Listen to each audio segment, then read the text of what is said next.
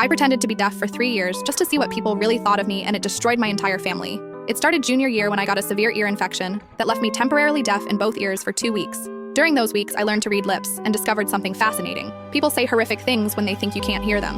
My hearing came back, but I didn't tell anyone. The first thing I learned was that my best friend Sarah called me pathetic behind my back. While sitting right next to me at lunch, she told Jessica how exhausting it was pretending to care about my problems. "She's so needy," Sarah mouthed while I stared straight ahead. My parents were worse. At dinner, my mom would silently mouth things like, "She's falling behind in everything," to my dad. He'd nod and mouth back, "It's probably just a phase." But the real revelation came from my sister Emma. Emma was 2 years older and the golden child. Straight A's, varsity soccer, early admission to Stanford. I thought we were close. I was wrong. One night, Emma brought her boyfriend over to study. I was in the living room, supposedly doing homework. They sat at the kitchen table where I could see them perfectly. "Is she always this pathetic?" her boyfriend asked, gesturing toward me.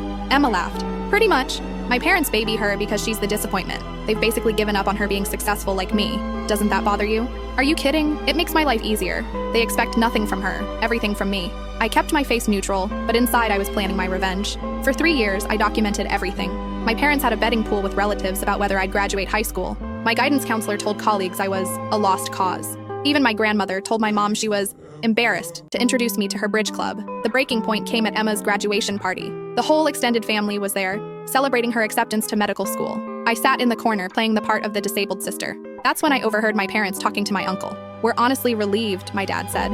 "At least one of our kids turned out normal. We can focus our college fund entirely on Emma's medical school now." My mom nodded. "The deaf one will probably qualify for disability benefits anyway. We don't have to worry about her future anymore." They were planning to abandon me financially because they thought I was disabled. I stood up, walked to the center of the room, and clapped my hands loudly. "Can everyone hear that?" I asked clearly. The room went silent. Emma's face went white. "Because I can hear everything," I continued. "Every cruel word, every whispered insult, every plan you've made behind my back for 3 years." My mother's mouth fell open. "What do you mean?" "I mean I've been able to hear perfectly since junior year. I just wanted to see what kind of people my family really were when they thought I couldn't hear them." I pulled out my phone and played a recording. My parents discussing how much money they'd save by not sending the defective one to college. Emma started crying.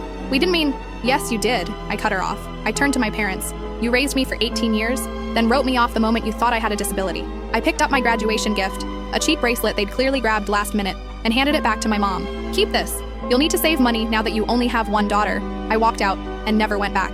5 years later, I'm finishing my master's degree in psychology. Emma dropped out of medical school after 2 years.